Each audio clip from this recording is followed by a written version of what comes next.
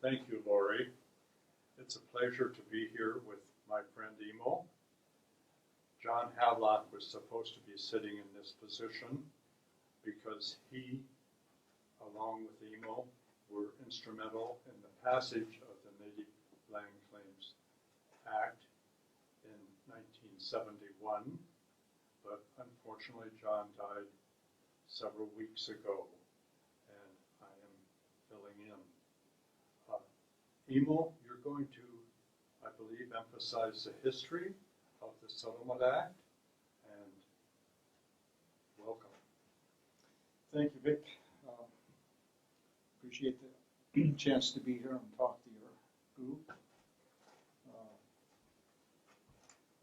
I'll start with a little bit of a history on the Russian era and move into the question of why was there a settlement.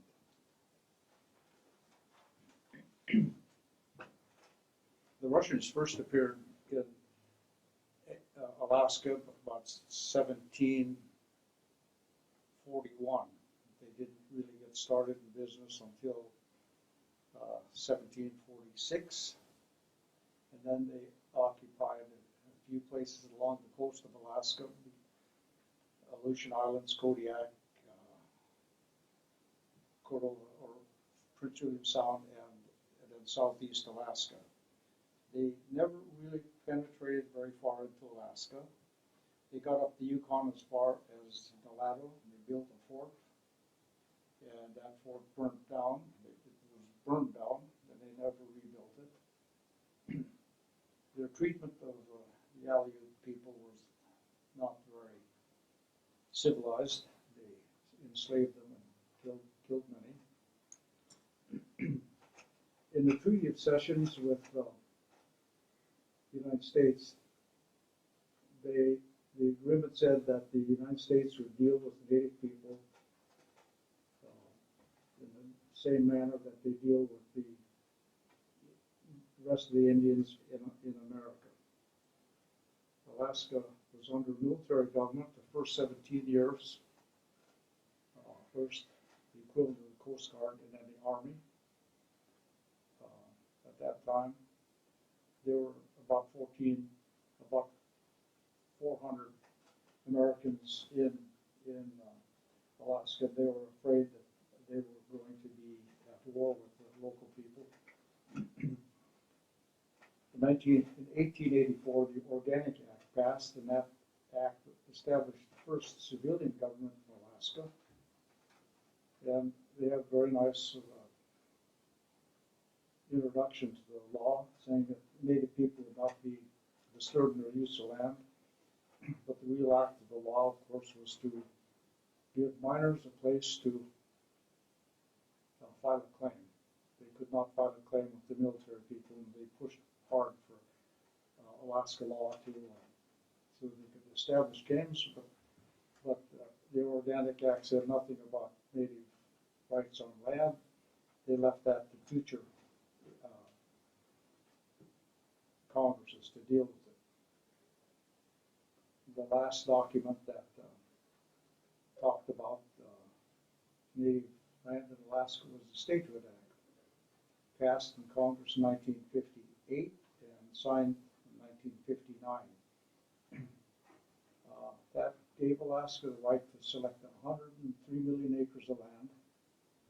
And until then, Alaska, there was no conflict on land in Alaska. Native people had free use of land and continued their traditional lifestyle of hunting and fishing and trapping and cutting wood, and doing all the things they need to do to make a living. They're independent. They made their own clothing and built their own sleds, and they're industrious. I was born in Alaska when the Native people were in the majority. So the history of Alaska is not very old. The Native people became a minority in 1939. So it was after the state started selecting land that conflicts came in. Native people living close to the land, of course, had had selected over thousands of years the best environments for their villages and for food and game. And one of the first big areas of conflict in Alaska was the Minto Flats area, about 60 miles from Fairbanks. It was a place where the Minto people survived for thousands of years and had a lot of game, all the game that necessary for life. And during this period, when Alaska started selecting land, the Native people started protesting. Arctic Slope formed an organization.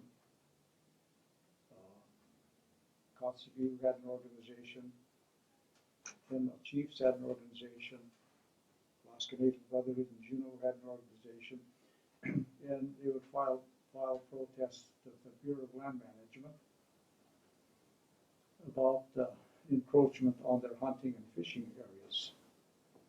Under the occupancy by Native people, your trap lines were respected by others. Your fish camp was not taken over by others, and that the state selected land regardless of the use and occupancy. They did not recognize use as ownership.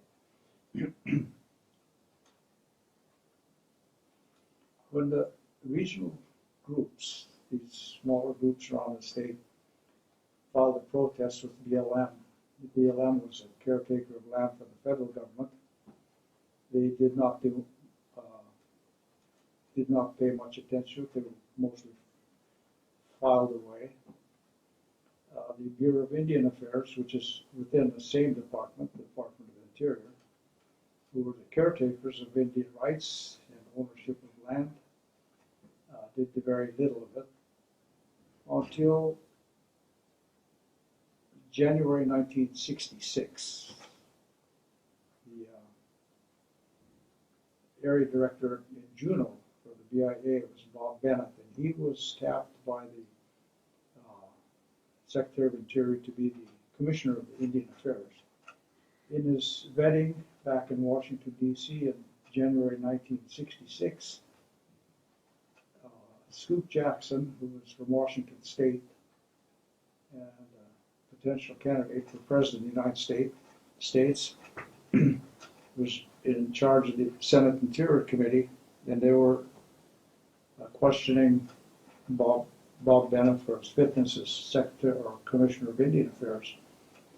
And they asked Bob Bennett a question: what would he do about the Indian problem, Indian land problem? Well, first of all, about the Indian problem in America. Said the Indian problem in America has existed for 200 years and very little is done about improving Indian conditions in 200 years. They still have, after 200 years, high infant mortality rate, low educational rate, high unemployment, poor housing, and a lot of social ills. So that was the one question. What would you do to improve conditions in America? Because Bob Bennett was an Oneida Indian. And I said, what would you do different? And so the BIA wrote a paper covering the Indian situation in America, and they devoted a short section to Alaska, where the BIA said they were going to draw up a final solution to the Indian land problem in Alaska. They were given 90 days to submit that report. They submitted that report in April of 1966. Somehow, I don't remember how, but I got a copy of that section on Alaska, and I read it, and knowing nothing about the working of Congress or Indian law, being an engineer, not involved in any such things, I didn't know what to do with it. So, but I thought about it and thought, if we have any rights in land, we should have something to say about what that settlement was going to be. And so I wrote a letter in July to 14 people around the state who I knew by reputation mostly, and a few I knew personally. And I said we should meet and talk about what we might do to get involved in settling the land problem in Alaska. I sent a copy of that letter to the Tundra Times, which was a weekly native newspaper statewide, and they wrote about it practically every week from July to October. We set that. I called for this meeting and set it for October. And by the time October came around, the people who had been filing in protests with BLM and not getting any answers, and the people who were hearing about the encroachments on land, getting anxious because they didn't know what was happening. They knew people were moving in and using some of their old trap lines and not respecting their fish camps and whatnot in some areas, especially on the Yukon. And so they were ready. They were anxious and ready to get involved and see what could be done. So in October of 1966, we decided to form a statewide group, and we called it the Alaska Federation of Natives. When word got out, the newspapers started wondering what the Native people thought they were going to do. They had no rights in land. If they wanted land, do it like everybody else, get a homestead or buy it. And we wrote the first bill that got introduced, and before it was all over, there were eight bills written.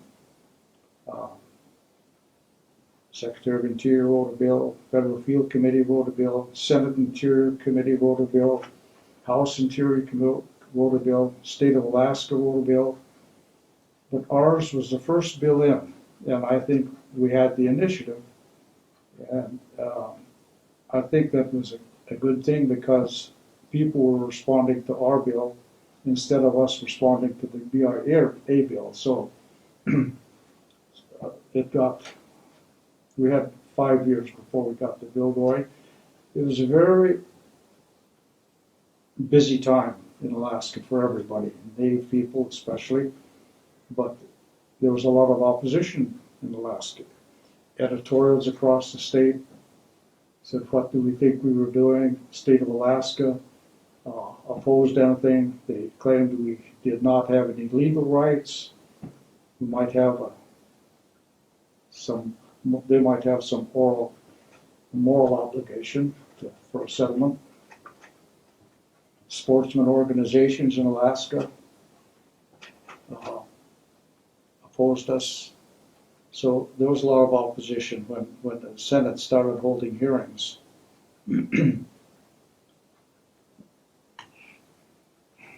The Statehood Act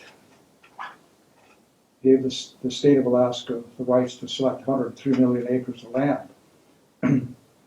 And when the Statehood Act was being talked about in Congress, there was a congressman from Oklahoma who took the bill, held it in his committee, and he would not let that Statehood Act move until there was language in there that dealt with native land rights. And the state of Alaska came into the Union with the condition that the state and its occupants forever disclaimed any right or title to land owned, occupied, or claimed by Native people. So that was a very strong, we had a very strong legal claim on the land. The state was selecting land. We convinced the Secretary of Interior that he was the protector of native rights and urged him to put in what we call the land freeze. He stopped, the Secretary of Interior stopped all transfers of land from the federal government to the state of Alaska, to miners, to city governments, airports, trade manufacturing rights, homesteads. All land transactions in Alaska were stopped by the land freeze. And that created a great deal of pressure. The state filed suit saying that the land freeze was illegal, that it violated the State Compact Act. Others filed, went in behind them and supported them, but that was thrown out by a judge that said that it was illegal, the land freeze could be held. And it was a big deal to us because that made it everybody's problem. Our feeling was that if it was just an Indian problem, it would be here 200 years from now. When it became a state problem and a homesteader's problem, it was everybody's problem, and the pressure built on Congress to solve the problem. About that time, President Nixon got elected and started talking to Governor Hickel to be his Secretary of Interior. And it was well known that he was being considered. And one day, coming back from a meeting with President Nixon, he got stopped at the Seattle airport when he was returning to Anchorage, and the reporter said, "What will you do about the land freeze?" And Hickel said, "What you all can do with the stroke of a pen, I can undo." Well, that raised red flags for us, and so we were ready to do battle on his confirmation. He got back to Alaska, and he had another problem. He had bought a tour boat from Norway, and he renamed it the Wickersham, and he ran into the Jones Act, Maritime Act of 1934, which said that a foreign-built ship could not go between American ports. So he had to run the ferry system, that ferry system out of Vancouver, British Columbia, before he could land and use it coming to Alaska. In the meantime, there was a flap over in Bethel. I got a call one day that said, "You have to go to Bethel." And I said, "Why do I have to go to Bethel?" "Well, there's a fishing problem." So I got on a plane and went to Bethel, and I got over there. Chuck Cicera, who was the representative or senator at the time, I forget, was on the radio telling the local people that they could sell fish to the Japanese. The problem was the state was opposing the Japanese fish buying ship coming up the Kuskokwim River to sell salmon. And the people out there were afraid that they would go to jail if they sold fish to the Japanese. So I got out there and we got on a little float plane that fly down the coast and tell people if the Japanese wanted to buy fish and they give you a better price, sell it to the Japanese because it was legal. They would not go to jail. And it was interesting to me because we'd beach the plane, I'd climb the riverbank, and the fish camp is typical scene. There'd be little kids there and their parents and the grandparents were all at the fish camp. And when I would explain them the situation, the parents had to interpret to their parents, the grandparents of the kids. So 3 generations of people that were there.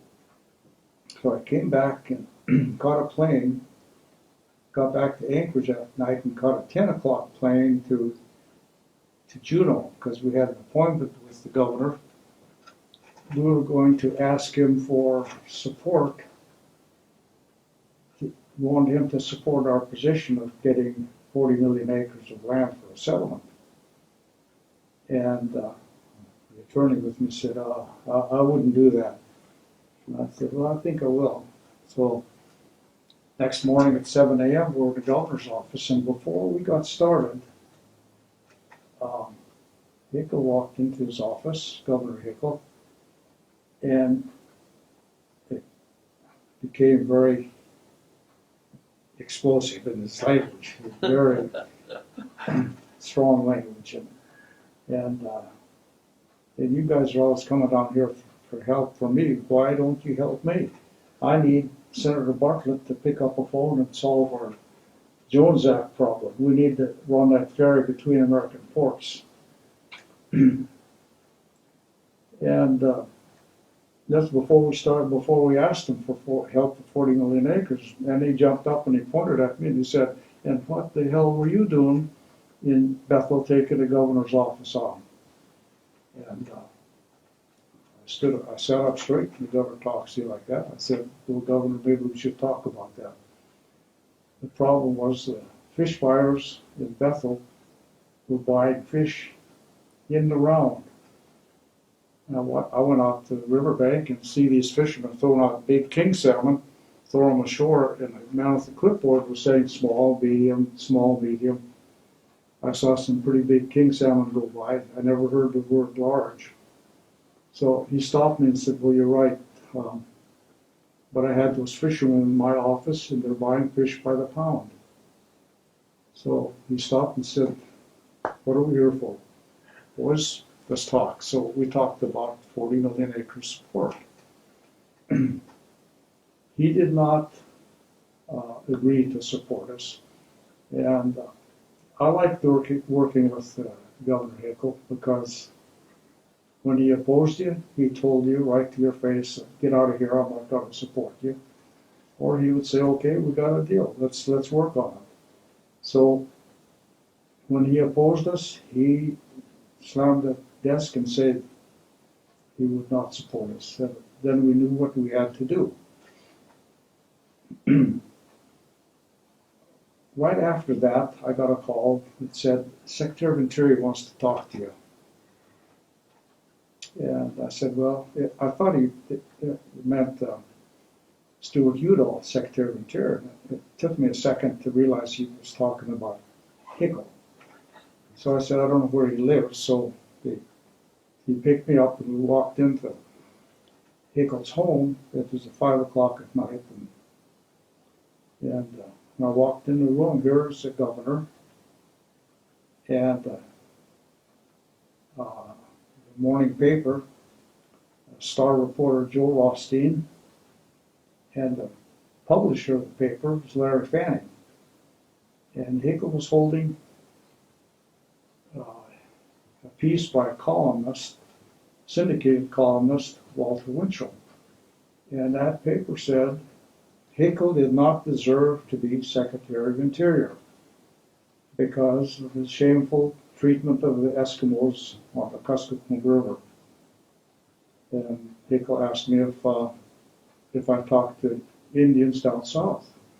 I said, yes, I did. He said, can you get me an endorsement for Secretary of Interior? And I said, well, maybe. And then he said, will AFN support me? Pass a resolution supporting the Secretary of Interior. And I said, well, I'll have to call a board meeting and discuss it, but I could probably get you an endorsement. So I said, before I do, I need assurance that you would not lift the land freeze. And he said, well, I won't do anything to hurt the Native people. If we sell land, we'll escrow the money, but the Native people will not be hurt. Well, that isn't exactly what we were thinking about. We were interested in land, and the selling of land wasn't what we were looking for. So we left the meeting, and there was an attorney with me, and he said, "You called the governor a liar." And I said, "No, I didn't call the governor a liar. I said I needed assurance that he wouldn't lift the land freeze. That's my job, is to try to hold the land freeze." And he said, "Well, I can't work with you anymore." So I said, "I quit." So that was, I said, "Well, I'm sorry to hear that, but we have to do what we have to do." So a couple months later, the board of directors of AFN said, "Pick 3 people and go to Washington, D.C. for Hinkle confirmation hearings.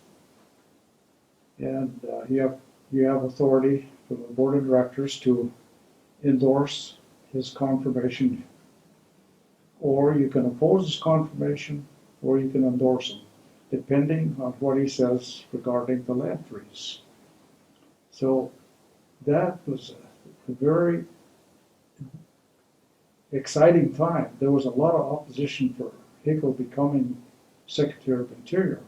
It took 3 days of Senate hearings for his confirmation. And the first 2 days, every day, he was questioned about the land freeze. And Scoop Jackson, the chairman of the Senate committee, supported the land freeze.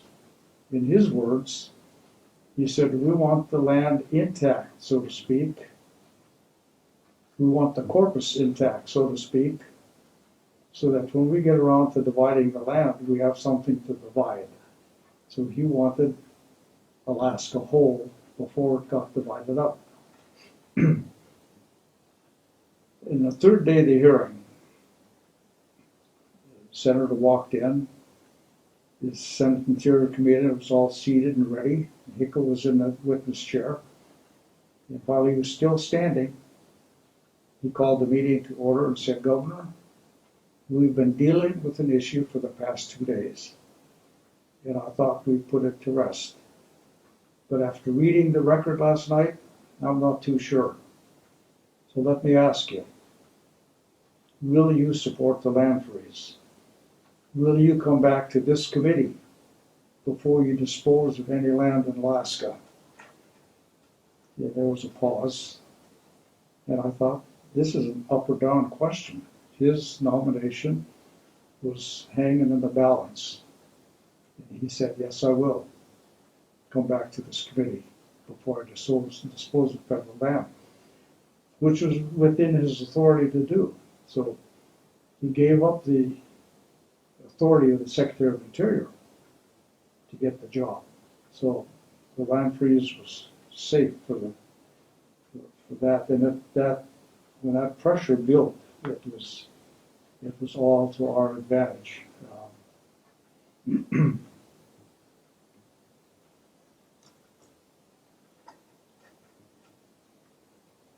During our efforts, we had no money.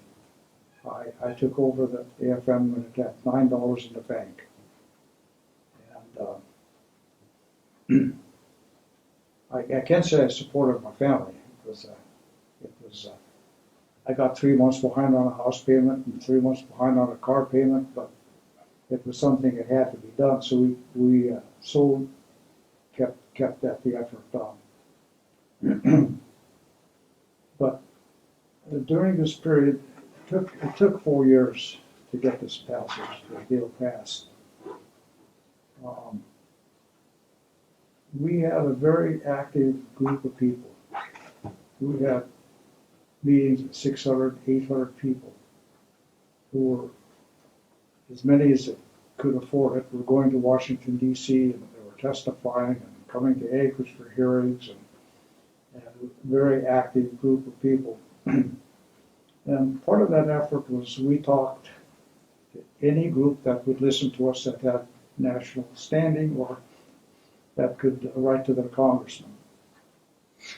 In D.C., I talked to a small group of Daughters of the American Revolution They were interested in what the Indian problem in Alaska was. We had Willie Hensley talk to Good Morning America. We had Laura Burke went on to the Johnny Carson show. So we were trying to make America aware that they had a land problem in Alaska. We got endorsement from the American Federation of Labor, and the CIO. So the National Labor Unions supported our bill. The biggest group I talked to, I went to Detroit, to Cobalt Hall,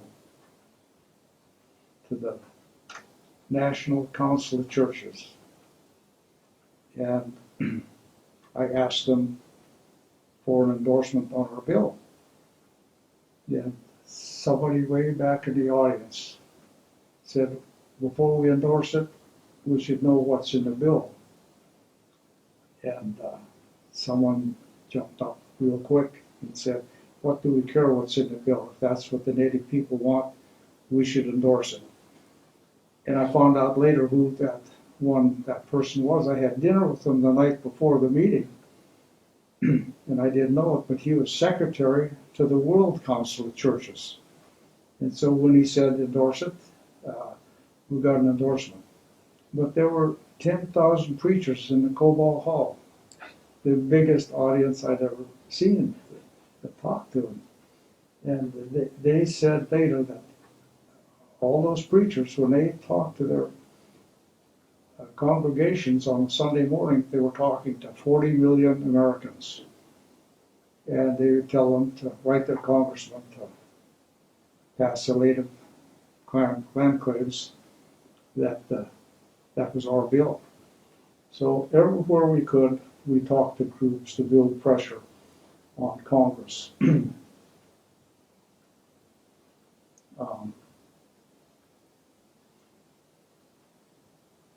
When we were organizing, history is not that long in Alaska.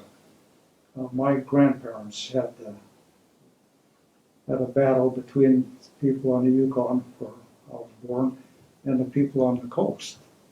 So the history of these conflicts were still in our memory. When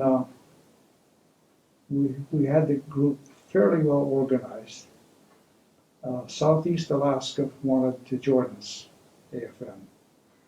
They had filed a lawsuit in 1935 when the Congress withdrew and created the Tongass National Forest, 18 million acres of timberland.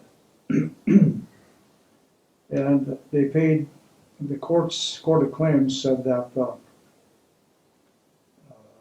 the Tlingit people were entitled to $7.2 million, which was not a fair number. You could get $10,000 for one tree, and you had 18 million acres of trees. So there was a big argument within AFN. They had a settlement. We were fighting, the rest of us were fighting because we had no settlement.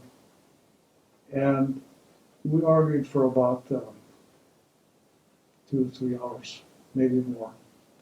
And the debate was heated. People were for it or against it. And we had every nonprofit in Alaska, 12 regional corporations had an attorney. So we had 12 attorneys in the room who were advising their clients. And it turned out that some of the attorneys started tried to make a motion in our meeting. And I had to stop the meeting and said, we have to approach this a little bit different. So I cleared the room and said, we'll talk about this amongst ourselves. It'll be an issue we'll talk about without advisors in the room. So we had a 25-man board, and we debated the issue a little bit longer, put it to a vote.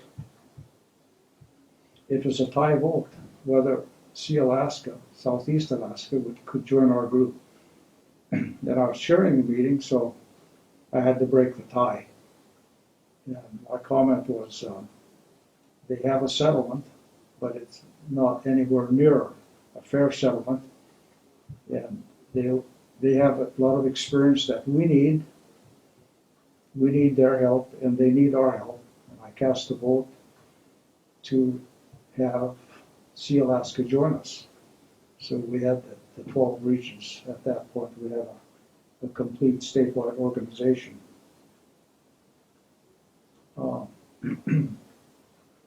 Just a little bit of comment on what happened on this. First of all, you hear that the natives had a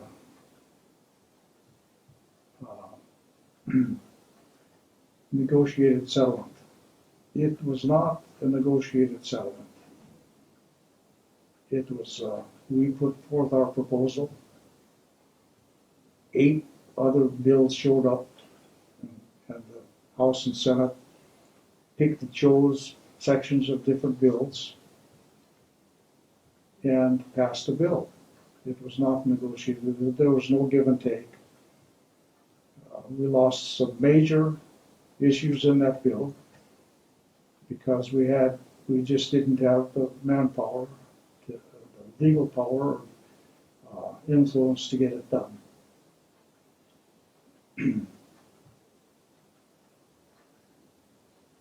So you might mention something that is in the bill about the sharing of money which was received, for example, like sale of timber by Alaska and so forth. right, there was that. See if I can. I lost my train of thought here for some reason.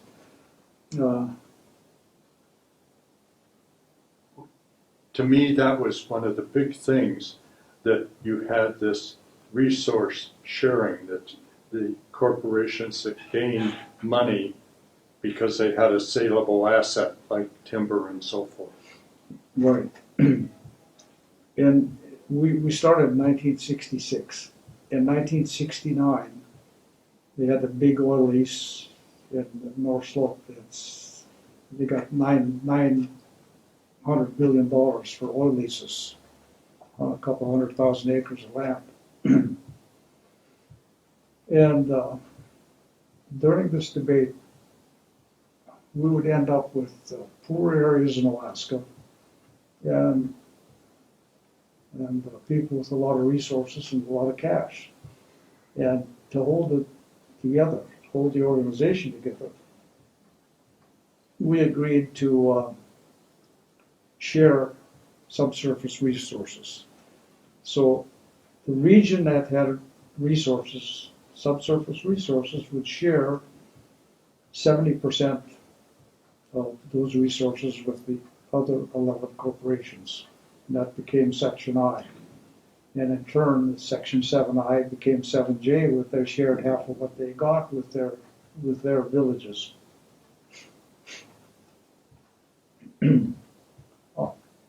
I'll say a little bit about what Canada does.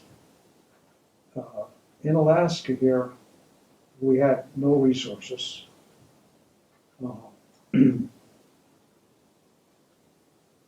I said we had $9 in the bank when we started. We had no experience. We had no lawyers. We had no anthropologists. We had no historians to make our arguments. The 12 regions got volunteer lawyers, contingency lawyers, who were working without a fee, without expenses.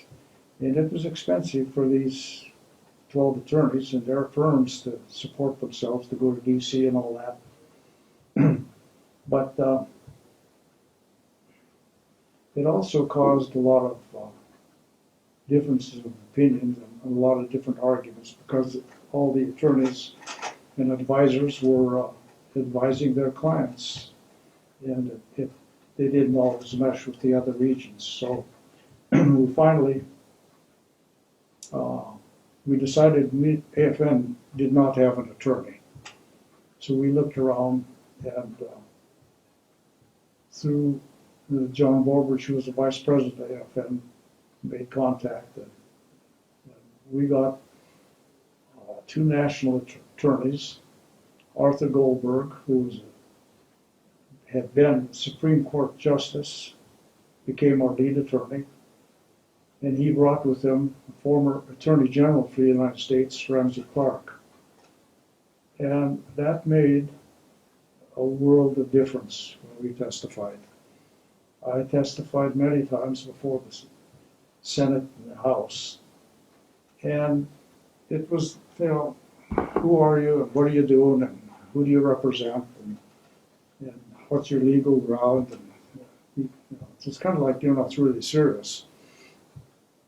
I remember the day I went forward and I had Arthur Goldberg, the Supreme Court Justice, on my left, and Ramsey Clark, U.S. Attorney General, on my right.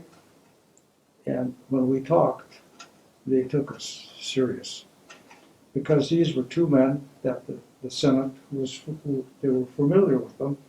They both had to be confirmed for their job as a Supreme Court Justice or Attorney General, so they were well known. And when Arthur Goldberg said, gentlemen, this is a matter of national honor. It's our last chance to deal fairly with the indigenous people in our country. The Senate listened. And when a legal question came, Ramsey Clark answered it. And the chairman, Scoop Jackson, was an attorney himself. And when Ramsey Clark answered the question, he said, Mr. Chairman, if you want, I'll brief the question for you.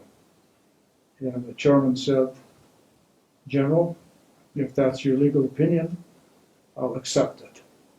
It elevated our whole argument and our standing before Congress. And surprisingly enough, we were being pushed around a lot because nobody cared about land claims in Alaska. The Vietnam War was going on, and SST debates. SST debates were very big debates in Congress. We get sidetracked on these things, but we were being pushed aside because, we have a hearing on SST, whether it's going to fly across America or not. People were opposed. They called it rolling thunder. They're waking the baby up and rattling our windows. We don't want them flying across America, so the supersonic airlines never did cross the United States. They all landed on the East Coast. And the other one, of course, was Vietnam. Vietnam was taking a lot of time, and they would have more urgent things than Alaska Native land claims. Our attorneys helped that. We got more serious about it. And after 4 years, I was desperately trying to get more attention. So I went to the state of Washington, and there's a group down there, Northwest Federated Tribes. And I talked to them at Pacific Lutheran University, about 600 people, tribal members in the audience. In my report, I couldn't go down there and say, we've been testifying to Congress for 4 years, and they're considering a bill. And we don't know what we're going to get and whatnot. So I had to do more than that. I needed somebody in some of these other states to say, what's this about native land claims? What is this all about? And to get their attention, I made a speech and I said, we've been testifying for 4 years now, and if Congress can't see their way to let us keep 40 million acres of land, I would recommend that we go to the United States, we go to the United Nations and the World Court, and ask them for help to get the United States to move on a settlement with us.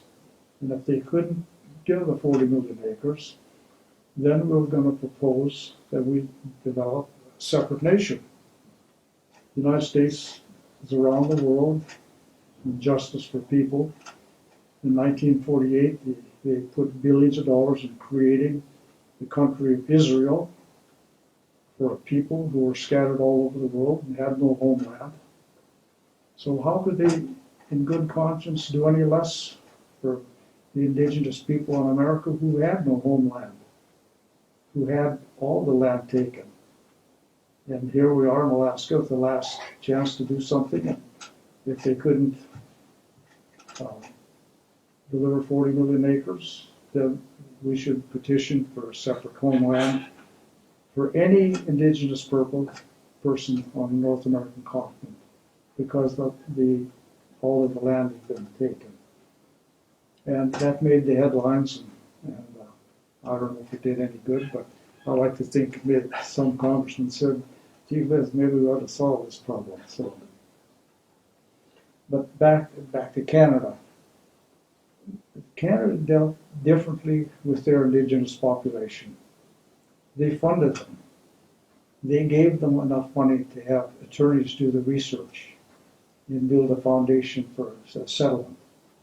And they had the anthropologists to talk about the occupancy in the places they lived and how they lived and whatnot. Canada outdid the United States. They funded them so that the Native people didn't have to try to fund us going up against their federal government with nothing. Volunteer lawyers and volunteer help, basically, so they could have a strong argument.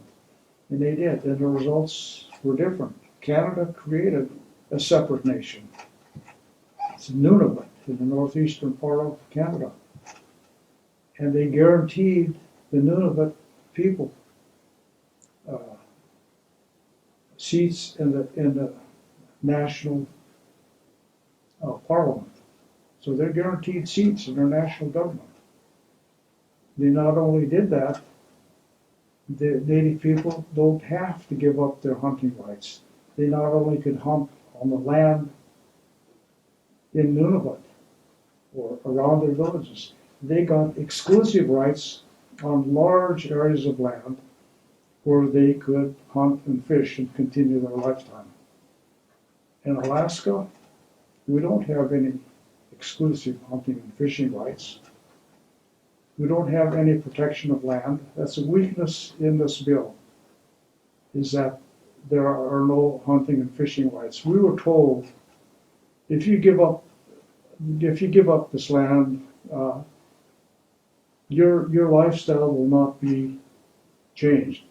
You have the best of both worlds. You can live in a village and live your lifestyle, or if you want to join the Western economy, you could move to a city and get a job. We're told that. Don't worry about it. You will not be disturbed in your lifestyle. That was soon forgotten, and very much forgotten.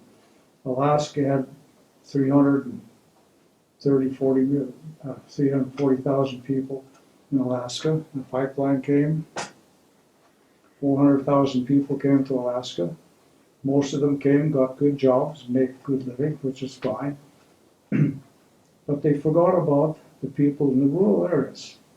Most of them did not get jobs. And yet now the population has doubled and there's competition for a living.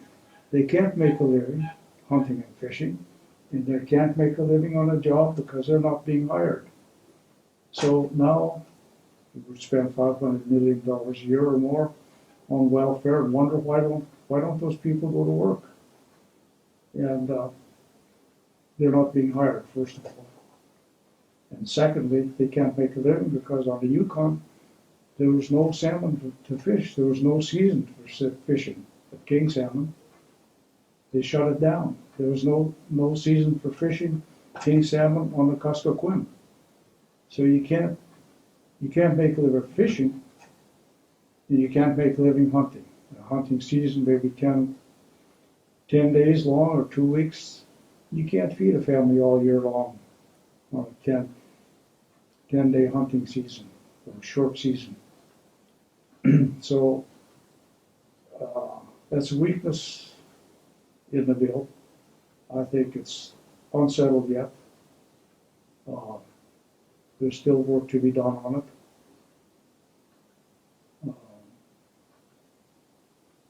There should be a way for people to make a living instead of being jerked from a hunting and fishing society into the Western economy in one generation is just impossible to do. The other thing is, I predict that unless there's some protection for land, there will be no native land in Alaska in another 100 years or 50 years, anyway. So, if the land disappears from the villages, from their ownership, it'd be a disaster for Alaska. It's not healthy to have a big population in the state that's not working. It would be much better to make sure that people have a chance to get work, to get training and go to work. It's not good to have a big population on welfare. So that's pretty much what I have to say. Well, let's reflect a little bit on back with AFN's beginning and people having fundraisers and bake sales. Talk about that a little bit. What the spirit was that people would put themselves forward to support this effort. Well, they were seeing their culture, their language, their lifestyle disappear. And you go out to the village to say that they just want to live out there and be left alone. And yet, they can't be left alone. We have, there are probably more, well, not quite more, but there's as many outside hunters as there are village hunters for the game. There's just not enough game out there. You're getting fewer all the time. So they were willing to do what they can. They have no income, but they were willing to send $2 to support the effort. Mm-hmm. And that goes way back. When the Clinkets, before they filed the lawsuit, they filed it in 35, but prior to that, people were sending in 25 cents and 50 cents in order to support their effort. It's their homeland. And they want to have some land and continue their lifestyle. And yet it's being pushed aside. Yeah. And they're not being given the opportunity to live as they want to. And as somebody put it, they're being ruled by boroughs and cities and the state. Everything, they need permission to cut logs, and they need permission to hunt, and they tell when to hunt and where to hunt. And you can't there hunt. Needs to be an uprising again of this spirit, does there not? It was a desperate attempt to Yeah. continue their lifestyle. Yes, to be independent. Right. Yes.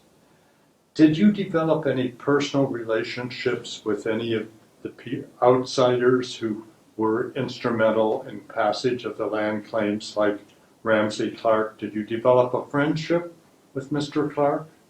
I did. Ramsey had a feeling for Alaska. As a kid, he used to come up here with his dad, and they traveled around. And so when he'd come to town, we'd have him over at the house, and we'd have tea and salmon strips. Mm-hmm. And he liked the dried fish, and that he'd sit and talk. Yeah, those things were they were special. Did you get to know Mr. Udall, the congressman, I think, from Arizona? Yes, we had a meeting in Fairbanks, and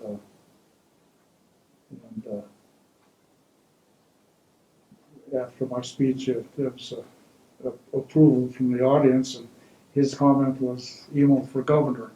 So So, Well, yeah, he was, I had the privilege of being at Byron's house when Congressman Udall was there, and I thought it was he was so warm and genuine, and Byron and he had such a good relationship.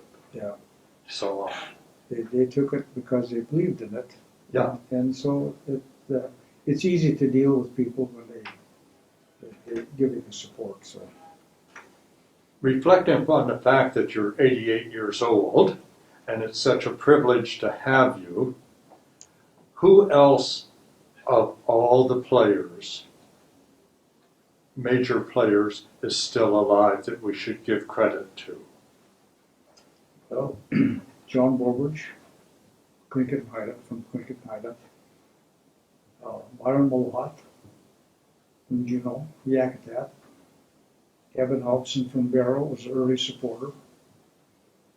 Joe Upixon from Barrow was an early supporter. Frank Dagnan from the Unalakleet. Harvey Samuelson from Dillingham.